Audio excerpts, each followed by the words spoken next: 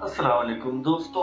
आज की हदीस में हम आपको खुलासे में बताएंगे कि वो कौन सी मखलूक है जो ईमान के लिहाज से सबसे ज्यादा पसंदीदा है। तो चले हदीस की रोशनी में बयान करते हैं। हजरत अनस रज़ी अल्लाह से मरवी है, कहते हैं कि नबी सल्लल्लाहु अलैहि वसल्लम ने फरमाया, कौन सी मखलूक ईमान के लिहाज से सबसे पसंदीदा है। सहाबा ने कहा, फरिश्ते।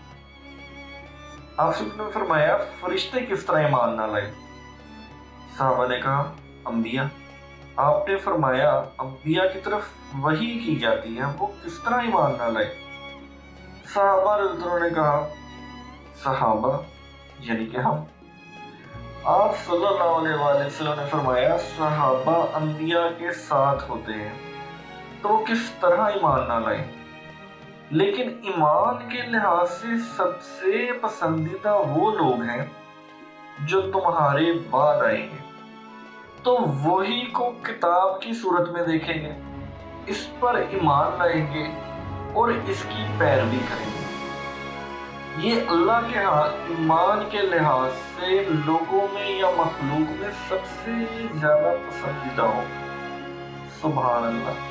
मेरे दोस्तों, मेरे भाइयों, जो इस वक्त आप ये बयान सुन रहे हो, मुझे यकीन है कि आप सब मुसलमान और अल्लाह की किताब पर ईमान लाते हो।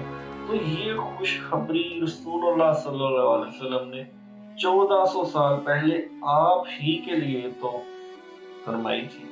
ये आप लोग हैं जो अल्लाह के पसंदीदा लोग हैं। ना आप फरिश्ते हैं, ना आप सहाबा हैं, ना आप नबियों में से हैं।